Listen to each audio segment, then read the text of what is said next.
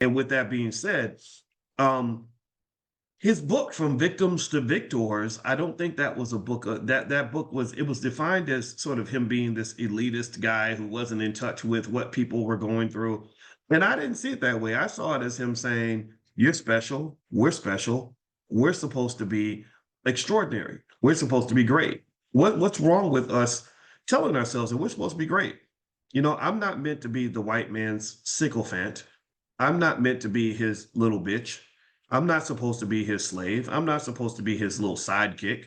I'm supposed to be a leader. I'm supposed to stand up and be strong. I'm supposed to read the books. I'm supposed to learn things the way he learns things, right? And so sometimes self-esteem plays a big part in how we even view ourselves. And so even financially, when I lay out the 5-year pledge, or when I laid out Project 2070, which we're in year 12 of that, I told you in 2013, Project 2070 was basically a formula I put together. Remember, I'm a financial scientist. I have a whole doctorate in this. I said, if I can get 1% of the Black community to listen to me on this, I don't need 10%. I don't need 100%.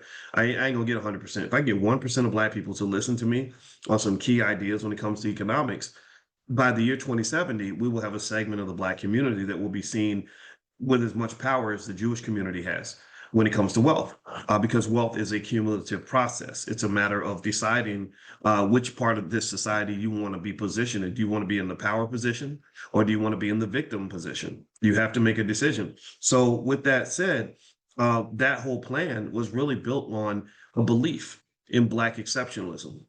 It was built on this understanding that, hey, we can be better than what we are. We can do better than what we do. We can take ourselves to the next level if we want to. And ain't nothing elitist about that. There's nothing arrogant about that. There's nothing inappropriate about that. The only thing that's inappropriate about it is that people want you to know your place.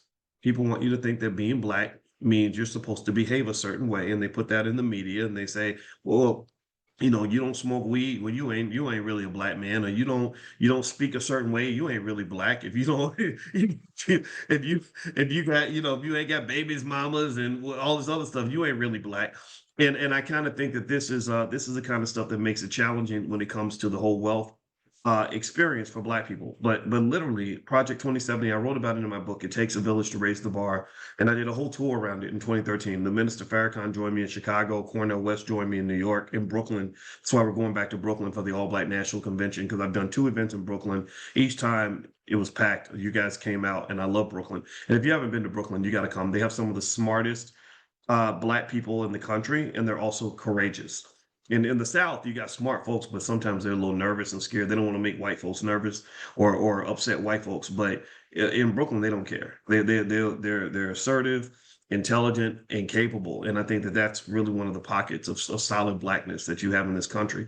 Now, with that said, let's talk about this whole accountability thing. So what Damon Wilson was saying, I'm gonna play this clip one more time because I want us to really analyze this, and I want you to apply this to someone in your family in terms of how you view accountability as it pertains to wealth accumulation, just how your family views it, how you're trained to even look at it. I personally argue that we're not even trained to look at ourselves as people that can be accountable for our condition. I think that we are trained to believe that we are products of our environment.